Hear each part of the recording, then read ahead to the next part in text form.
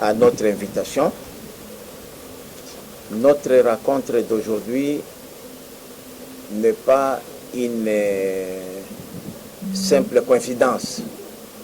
Nous avons voulu organiser notre sortie aujourd'hui, médiatique, après plusieurs années, je crois même 2 ans, qu'on n'a pas organisé de sorties médiatiques, puisque nous sommes arrivés à Goma, et au lendemain de mon départ vers Walikale, puisque pour ceux qui ne le savent pas, Walikale est situé à 200 km de la ville de Goma.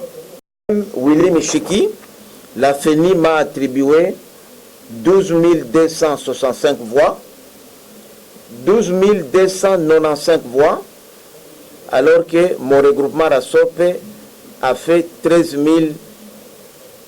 794 voix.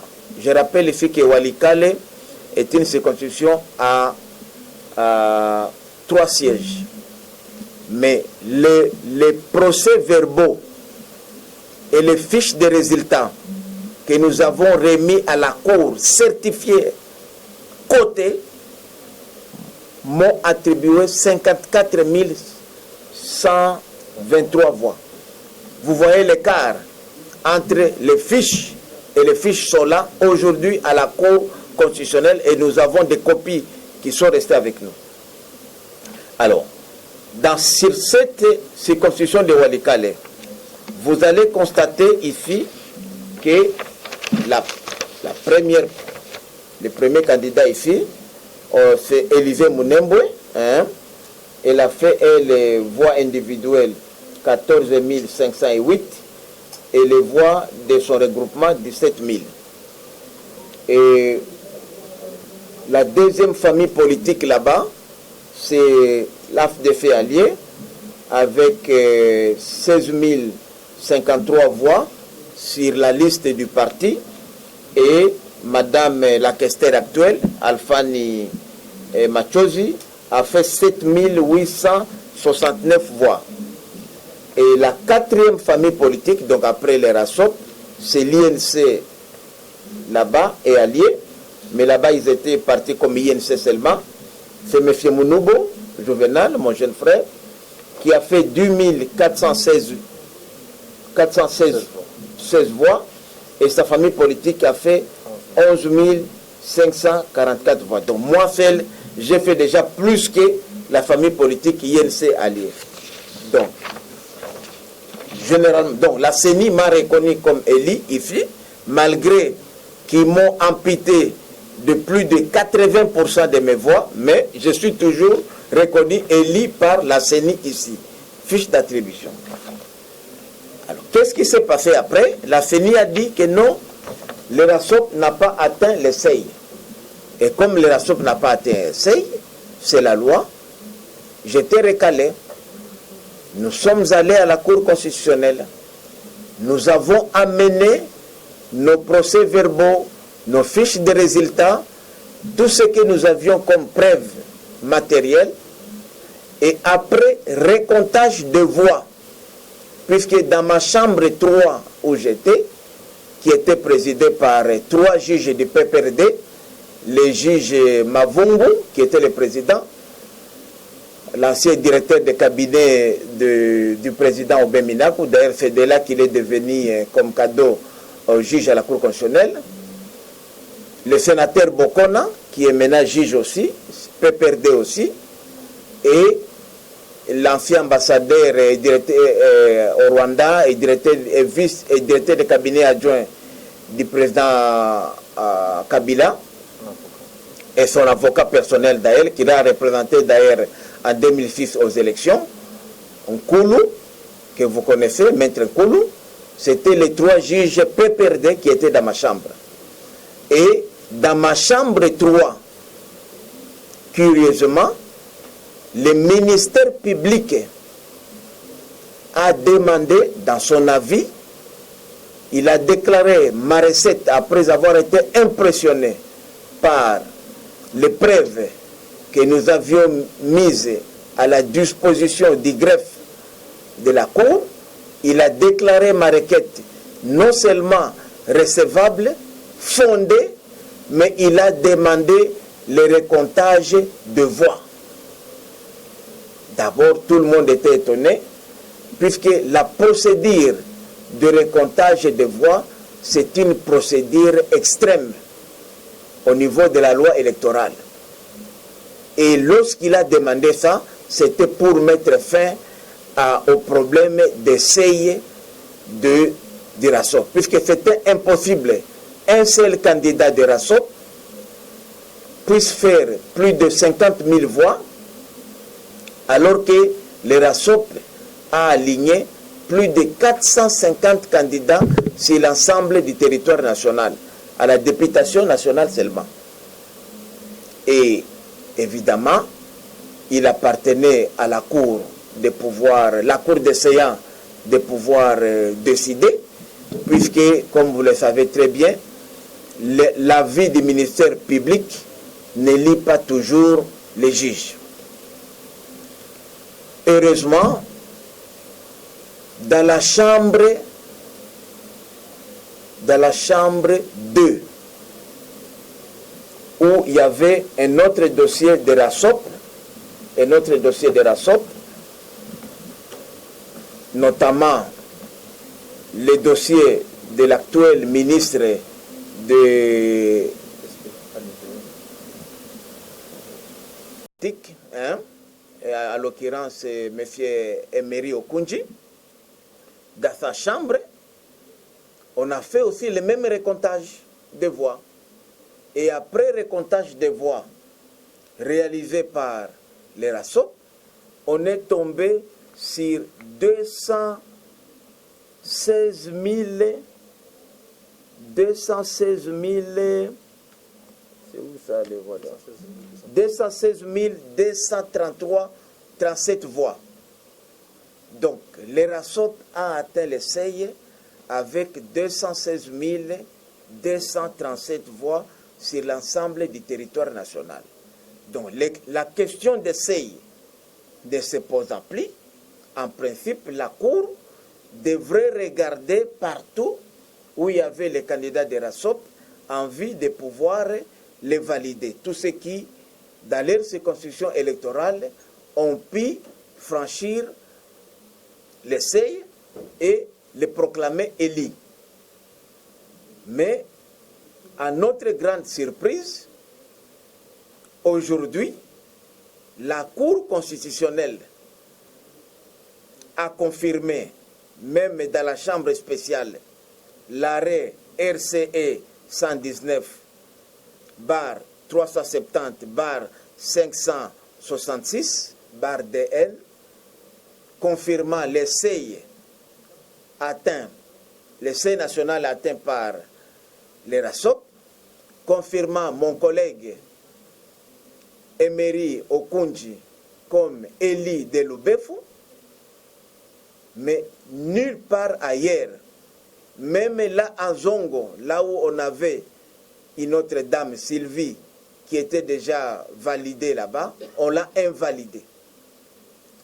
À ce qui me concerne maintenant, moi, à Walikale, dont vous avez la fiche d'attribution des voix émise par la CENI, lorsque la chambre 3 des 3 juges PPRD, dont je viens de citer, qu'est-ce qu'il a rendu comme arrêt? C'est vraiment ridicule.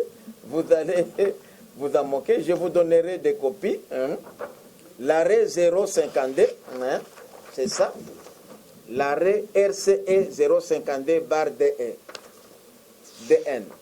Je vais vous épargner de la littérature. Hein.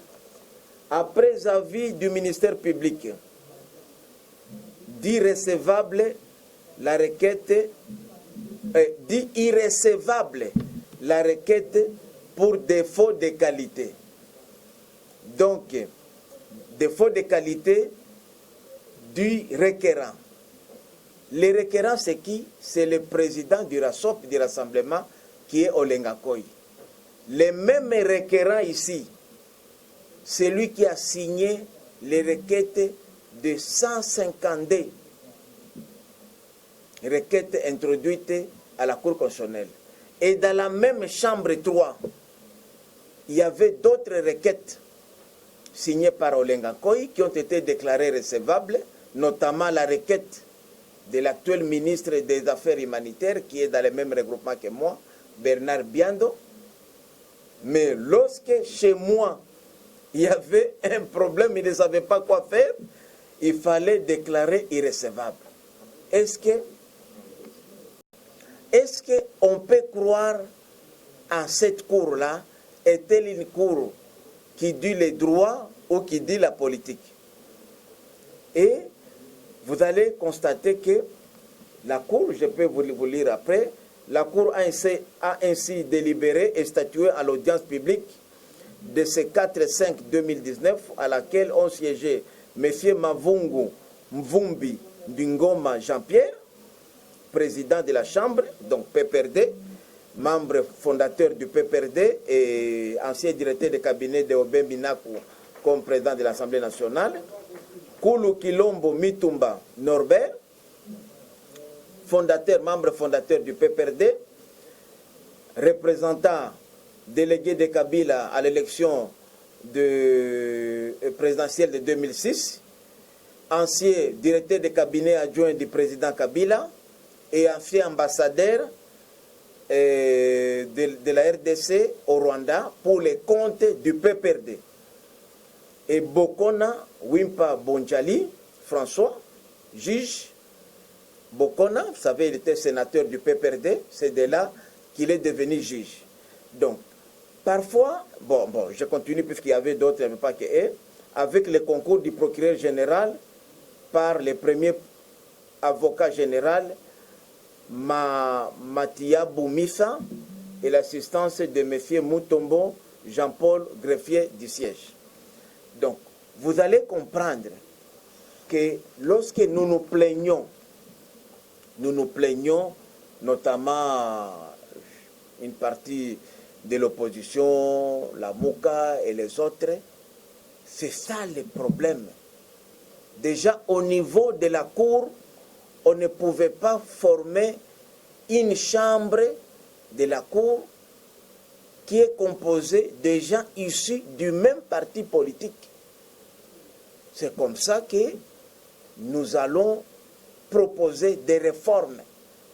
Des réformes, d'abord en commençant par la procédure de désignation des membres. Quelqu'un comme moi, Willy Michiki, vous me désignez à la Cour. Moi, je suis fin politique. Est-ce que je suis juriste de formation?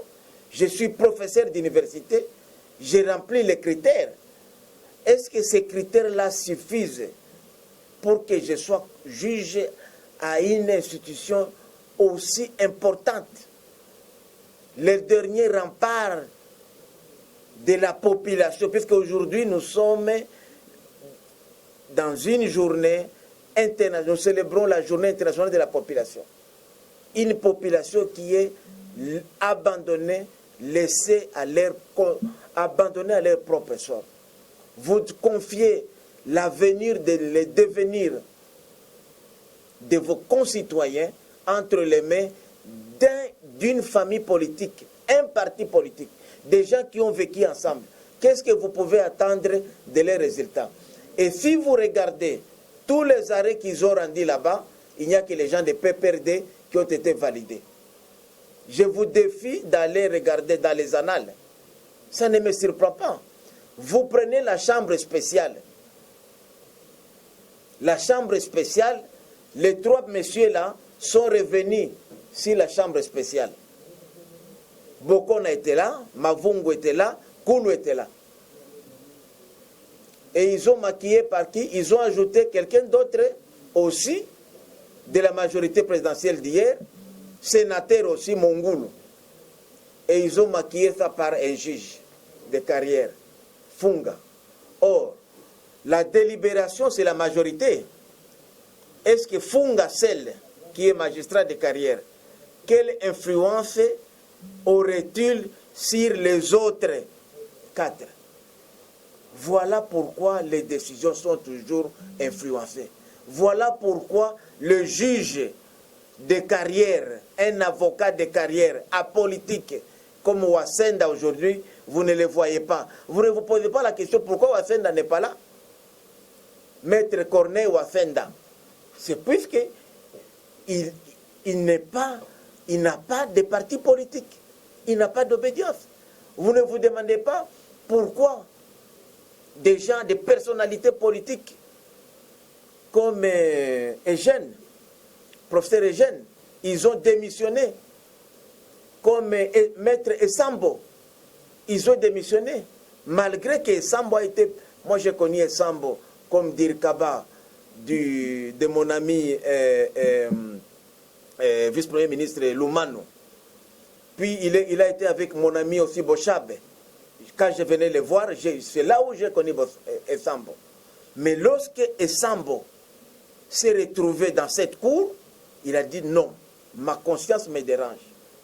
Je préfère partir, comme aussi l'a fait le professeur Banyako. Moi, je crois que dans cette histoire, il ne faudrait pas attendre que les gens meurent pour les féliciter. C'est pour dire que ces pratiques que nous dénonçons aujourd'hui ont commencé depuis longtemps. Mais personne n'a pu les dénoncer. Alors, nous sommes arrivés maintenant à la rectification de l'erreur matérielle. Je dis, même s'ils ont du PPRD, même s'ils ont des injonctions politiques, ils ont dit que M.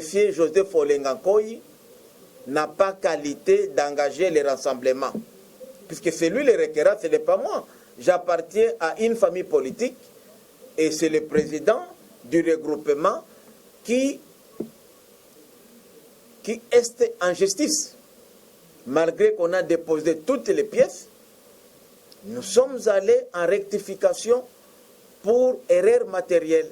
Continuons à aller. Quand je vis encore les trois messieurs là revenir, je dis, ça c'est vraiment. Et vous constaterez que dans toutes les chambres, les trois messieurs là, on les place. On met président Noël dans une chambre, Bokona est là. On met président Ouboulou dans une chambre, il y a Mavongo qui est là. Toujours, puisque c'est une cour qui est instrumentalisée jusqu'à la moelle épinière. Alors, une telle cour, on ne peut rien attendre d'elle. Alors, on arrive maintenant à la chambre spéciale. Je dis à mes avocats, moi je ne crois pas à cette histoire ici, je pars en Italie. Ah, président Zela Nabi, moi je n'attends rien de cela. Et on était avec mes avocats, ils nous ont dit, il ne faut pas vous attaquer à un élu de cash. Attaquez-vous à quelqu'un de FCC. Pour le cas de Walikale, moi on m'a dit, il faut que je m'attaque à l'honorable Alfani Machozi. Moi j'ai dit, mais non. Je suis quand même juriste de formation, je suis professeur d'université, je maîtrise bien la loi électorale. Comment je peux m'attaquer à une famille? Nous avons 4 familles politiques chez nous, qui sont les premières. La première, c'est AAB, avec Mme Élisée Mounembwe. La deuxième, c'est AFDC et allié avec Mme Machozi, Alfani. La troisième, c'est Rassop avec moi-même. Et la 4e famille, c'est INC avec mon jeune frère Juvenal Monobo, qui est un jeune bruyant, que je respecte beaucoup, que même j'encourage même. Mais j'ai dit, et de surcroît, il est de mon groupement. Je suis son chef coutumier. Mais j'ai dit, puisque la loi, c'est la loi, je ne peux m'attaquer qu'à la plus faible liste de mon regroupement. Je ne vais pas faire comme on a fait à Goma. Dans les 5 sièges, on attaque le 3e, puisqu'il est de l'AFDC, mon jeune frère Patrick Mounyomo. On laisse 3e, on laisse 4e, on laisse 5e. Non. Moi, j'ai dit, même si à la Cour constitutionnelle, on nous a déconseillé d'attaquer cash, moi, je n'attaque pas cash, moi, j'attaque une liste. je suis sûr que si aujourd'hui je m'étais attaqué à Madame Alphani Machozi, qui est la questeur, je serais aujourd'hui proclamé élu, puisqu'il n'y aurait pas de problème. Et on aurait arrangé peut-être le problème avec Modeste Bahati et tant d'autres. Mais moi, je dis, je reste légaliste. À notre grande surprise, comme j'avais dit à mes avocats, j'étais parti à l'étranger, je suis revenu, on me dit non, notre requête maintenant à rectification a été déclarée maintenant recevable.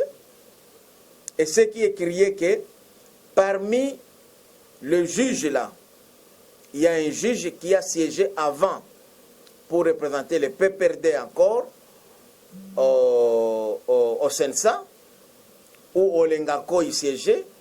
Et ce juge-là, il sait très bien que Olengankoy est président du Sensa en sa qualité du président du rassemblement. C'est le fait d'être président du rassemblement qui lui a conféré le pouvoir de diriger le Sensa. Et c'est pourquoi je vais revenir sur ça aussi un peu, que les gens ne m'ont jamais compris quand j'avais dit Katanga Loboko. Non, je disais à l'époque, et la vidéo est encore là, que le défunt Premier ministre, mon mentor à moi, Tshisekedi Wamulumba Etienne, ne pouvait pas accepter ce poste-là de Sensa. Vous voyez le poids de Olengankoy aujourd'hui? C'est ce poids-là qu'on voulait donner à Tshisekedi Mulumba hier. C'est ce que j'avais dit à Kozongate. Il ne reviendra pas occuper ce poste-là. C'est trop petit. C'est se moquer de lui. Et aujourd'hui, l'avenir me donne raison. Voilà, la Cour maintenant est revenue pour dire que non, c'était recevable, Olengankoy peut engager, mais c'était non fondé. Mais non fondé comment? Puisque le RASOP a atteint le seuil, Willy Michiki est reconnu par la CENI ayant réalisé les meilleurs scores à Walikale. Alors, qu'est-ce que vous allez faire de lui? C'est pourquoi qui m'a élu, je la félicite. Mes électeurs, je les resterai toujours les élus du Caire, puisque les élus qui sont là ne sont pas nécessairement nos élus. Je ne dis pas qu'il y a eu fraude de partout, mais moi je dis que nous devons aujourd'hui réfléchir comment nous pouvons nous débarrasser de cette cour institutionnelle, de la honte.